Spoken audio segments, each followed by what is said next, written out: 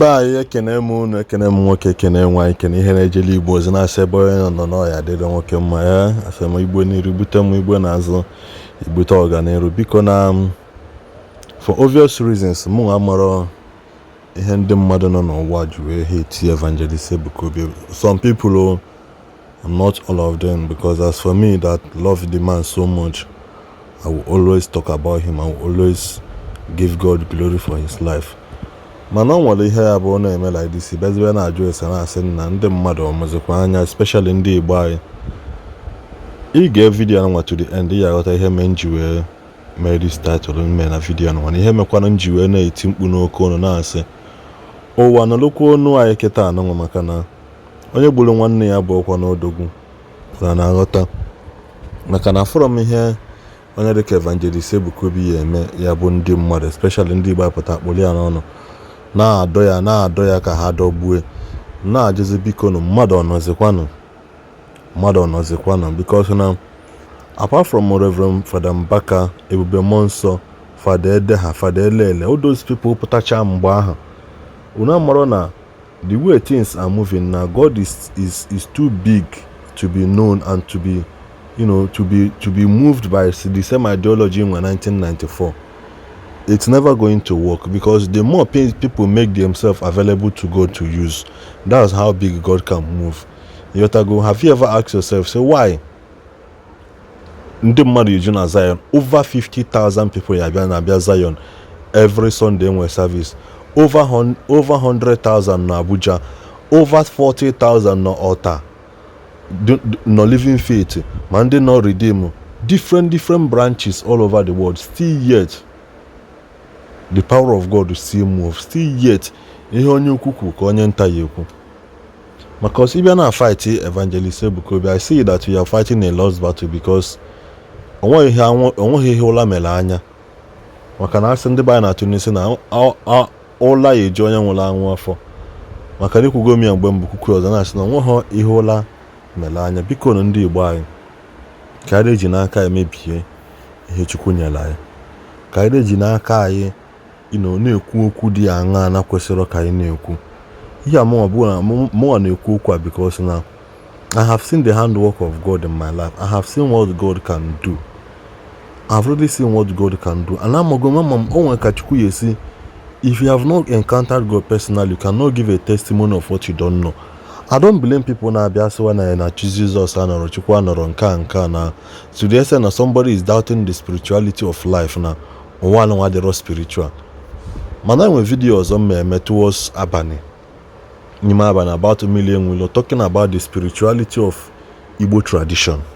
Makana further na say na spirituality adon na says okay. What made you to believe na most times in only moon or so gị or dey ka ụjọ na atọ gị or dey ka nwanye no there with you. But God those things to beginning fear is not about mind. It's actually your spirit man picking signal to the world beyond. You go say now something is around the corner. You watch go sometimes abane chifu chine chiji na abane no kan keta na agbo. It's because they see things beyond us being human being, because with our carnal mind and with our eyes we cannot see it, but animals can see it. Nyama nketa ji agbo na abalamba. Mana oburu ihe mmekube keta no ihe unu ya no na video me post later this evening because I'm still working on it. So nsa ga nweta godo nka kwa ụwa na onye ọbụla soro bịa tụnụ ihe ndị be anyị na-achọ ka ha dọgbue Evangelist Obi because gịnị Zion will move. In the next video na kaba share and also subscribe na this channel. Ka ọ dị na mgbe ọzọ ndị be anyị. 10 things that will convict you and make you to understand that Prophet Evangelist Ebuka Obi is a confirmed fake prophet and a ritualist, the founder of Zion Ministry. Listen. Number 1, because Ebuka Obi is advising us, telling us to stop doing Yahoo, stealing people's money, causing people hypertension. People have died because of the money that all these Yahoo boys have stolen from them. Number 2, because he told us to stop doing prostitution, Apona, Eru Street, abortion, here and there, jumping from one man to another. Number 3, because he told us to stop sleeping with people's wife. Why go general wine? Should stop sleeping with people's wife. Why go general wine? Number 4, because he told us that we stop doing okite, nite, ibubo, ichakamwa, ababa.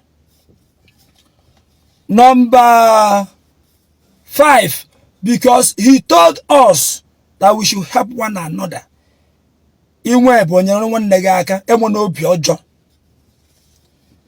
Number 6, because he told us if you are sick and you go to hospital cannot be able to cure you, and they use herbal mborobu, you cannot be able to be cured. Come to his ministry or to a real man of God.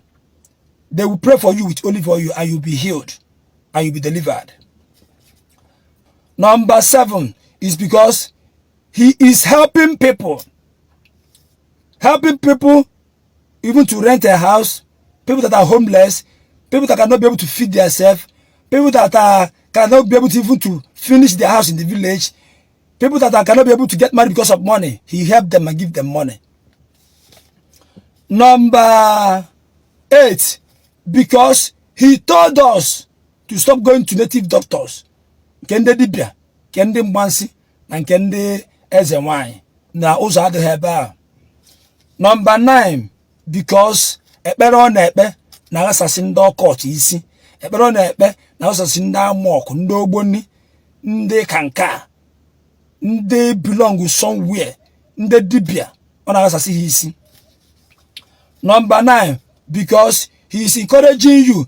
Eji na-ego ije azụ afịa wee je gba club. Eji na-ego ije azụ afịa wee je celebrate nwa birthday. Eji na-ego ije azụ afịa wee je na aṅụ gufu, aṅụ mkpụrụ mmiri, eme dorime. Number 10, because ọ chọrọ ka ọ dịrị gị na mma.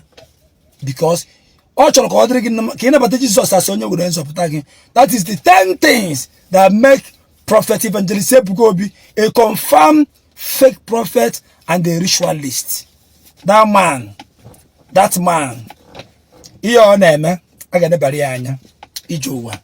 When Jesus come, where will you be? When the trumpet sound, where will you be? When Jesus come, where will you be? When the trumpet sound, where will you be? Iga no nenu nwata nwanyị, iga no ebi na-ezori, iga no ebi na mkpụrụ mmiri, iga no ebi na ru yahoo. When Jesus come, where will you be? This is the 10th thing that make him a fake prophet and a ritualist. Share the video. Zion, we move. 2024.